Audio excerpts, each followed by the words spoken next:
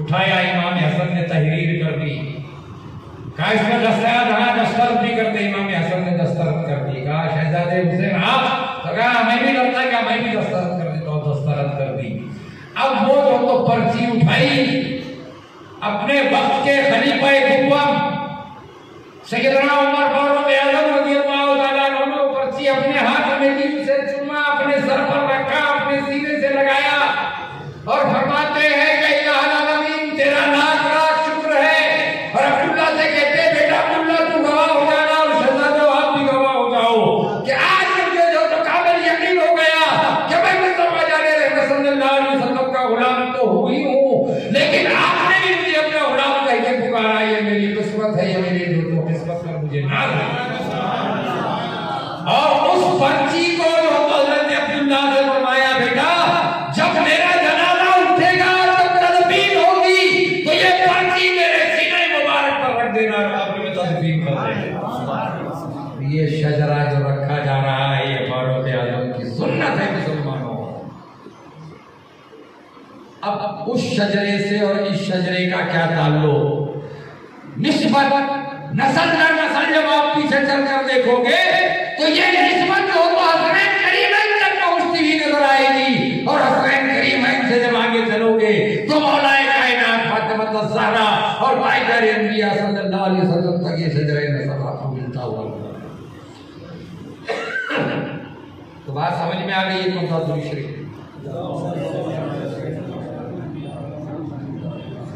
फिर आवाज कमजोर, जोर से पढ़ो ना। मेरे सामने दुरूद और सलाम नहीं पढ़ रहे तो मेरे पीछे कब पढ़ते हो? मेरे सामने तो पढ़ लो ना, कम से कम, है ना? मेरे सामने तो पढ़ो, मुझे तो खुश करने पढ़ लो कि मुझे पता चले कि आकाए जहाँ ताजदार अंबिया सल्लल्लाहु अलैहि वसल्लम की ये उम्मत जो तो हमारे आका सल्लल्लाहु अलैहि वसल्लम की हाल और रात पर दरूद और सलाम भेजती है, यानी यकीनन हमारी मग़फ़िरत का जो तो ये जरिया है। अब हमारी तो है ही है, लेकिन हमारे साथ आए पढ़ने वालों तुम्हारी भी मग़फ़िरत का जरिया है। अब जिस आज पर 5 वक्त की नमाजों में, तहज्जुद की नमाजों में, अव्वाबीन की नमाजों में, इशराक की नमाजों में, चाश की नमाजों में, नमाज ईदैन की नमाजों में आप दुआएं और नफ़ल नमाजें जो अदा करते हैं, इन नमाजों में आप जिस औलाद पर दरूद और सलाम भेज रहे हैं, उस औलाद को मिटाने की बात कर रहे हो, उस औलाद की नाकदरी करने की कोशिश कर रहे हो, तो बताओ वो तुम्हारी नमाज है, वो तुम्हारे सजदे, वो तुम्हारी दुआएं कभी तो कबूल होगी? जिसका इकरार नमाजों में करते हो, उससे जो तो नमाज पढ़कर बाहर निकल कर इनकार कर रहे हो, कहते हो नहीं हम तो जो तो नमाजी है, हम तो हमारे आका सल्लल्लाहु अलैहि वसल्लम की सुन्नतों पर अमल पैरा है। लेकिन तुम्हें जब पता चलेगा कि हम मोहम्मद और आले मोहम्मद पर, इब्राहिम और आले इब्राहिम पर हम दरूद और सलाम भेजते हैं मुसलमानों, तो फिर क्या करोगे? ये पढ़ना छोड़ दोगे? पढ़ना बंद करना पड़ेगा ना फिर। क्यों? तो फिर अहले सुन्नत वल जमात वाले जो है ना, ये दीवाने बैठे हुए 72 से ज़ायद हो गए माशाअल्लाह। अल्लाह करे कि 72 करोड़ हो जाए इंशाअल्लाह, यहाँ पर भी होंगे इंशाअल्लाह, है ना? तो अब ये जो दीवाने बैठे हुए हैं तो वो ये सोचने पर मजबूर हो जाएंगे, वो जो इनकार कर रहे हैं, नहीं ये जो बात है यही सही है, समझ लो। क्यों? तो ये जब हम दरूद और सलाम भेजते हैं नमाजों में, तो उनकी हाल की कदर करने वाले तो ये बात कर रहे हैं। रेवाड़ी की सरजमीन पर जो लक्ष्मी नगर में बैठे हुए हैं, जो रजाए क्या फैजाने रजा मस्जिद में बैठे हुए हैं, ये तो वो दीवाने हैं।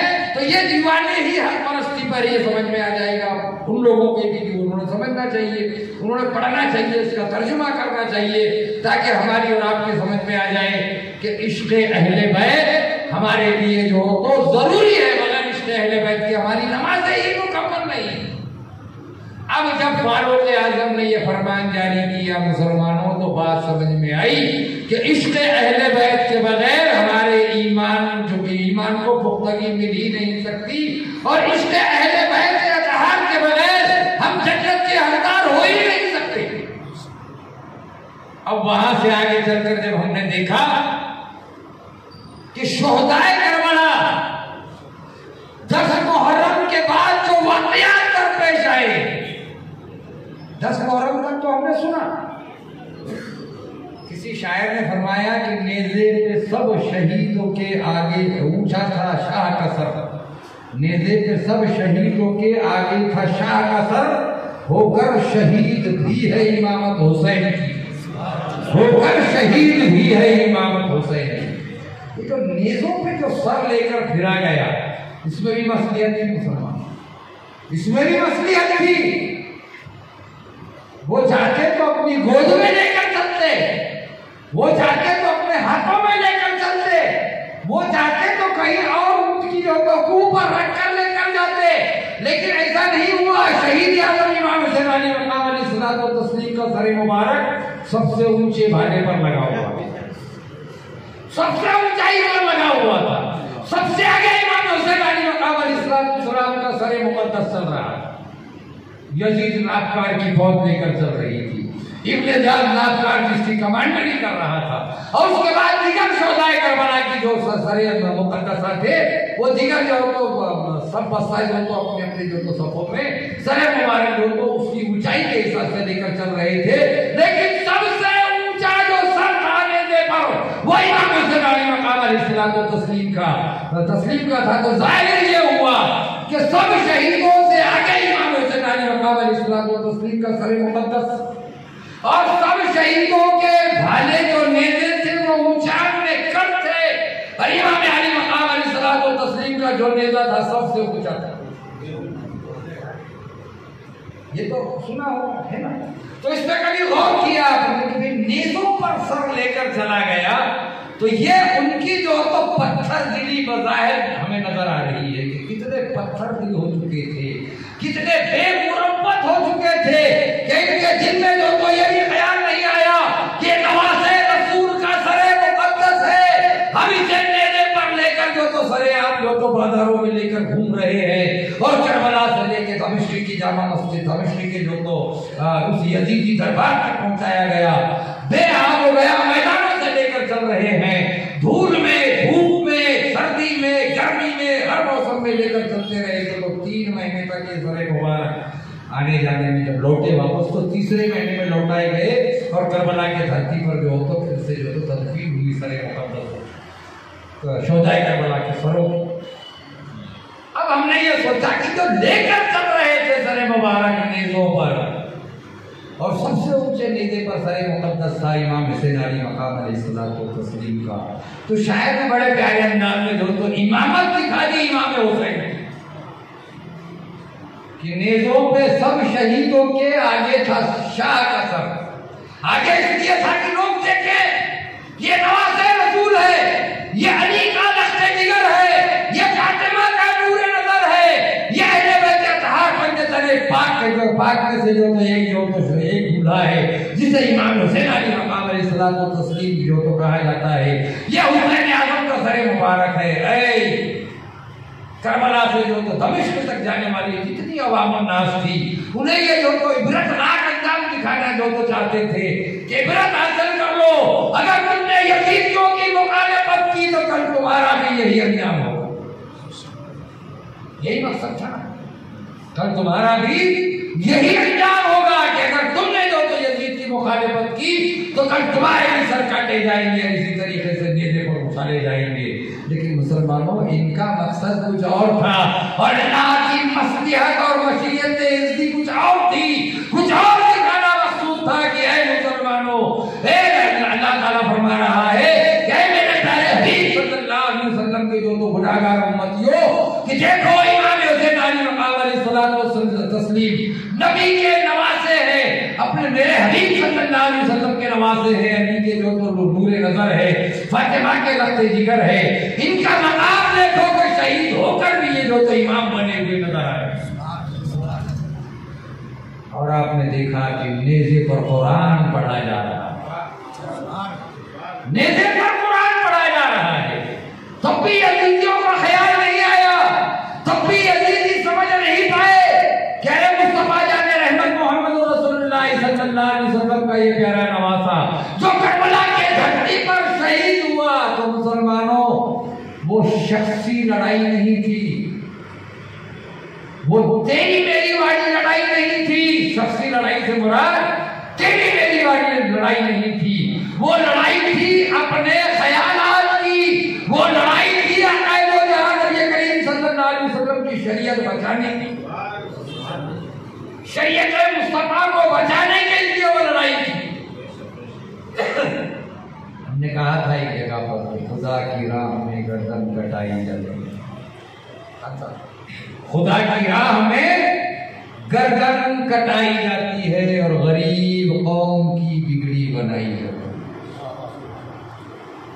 इसलिए थोड़ी गर्दन कटाई थी, शख्सियत का मामला नहीं था कि मैं या तू, ये मामला नहीं था, मामला था शरीयत मुस्तफा सल्लल्लाहु अलैहि वसल्लम को बचाने का मामला था। नाना जान सल्लल्लाहु अलैहि वसल्लम की उम्मत को गुमराही से तो रोकने का, गुमराही के दायरे से खींच लाने का और सिरात मुस्तकीम दिखाने का जो तो मामला था।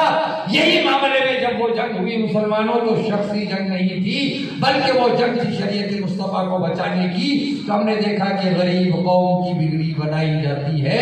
और किसी शायर ने कहा था कि ये क्या गजब है कि सर रख दिया तहे खंजर, ये क्या गजब है कि सर रख दिया तहे खंजर। उठो हुसैन जमीन थरथराई जाती है, उठो हुसैन जमीन थरथराई जाती है।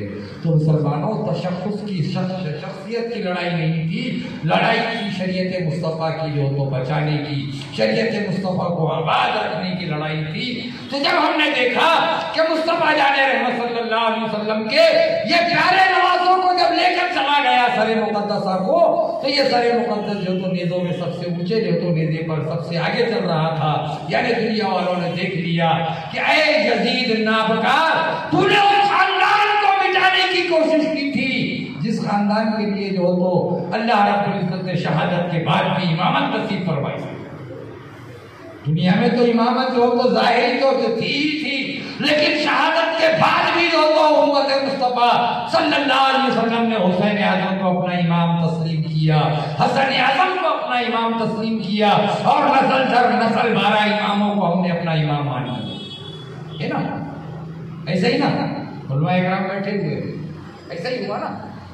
अब बात समझ में ये आई कि अहले बैत अतहार की मोहब्बत सीनों से जब निकल गई, नाम मिटाने के लिए चला था अहले बैत अतहार का। हमने सोचा कि ऐ यजीद नाबकार, ये तो बता कि तूने इब्ने ज़ाद को जब करबला के धरती पर हुक्म दिया, है सुनने का मूड है आप लोगों का?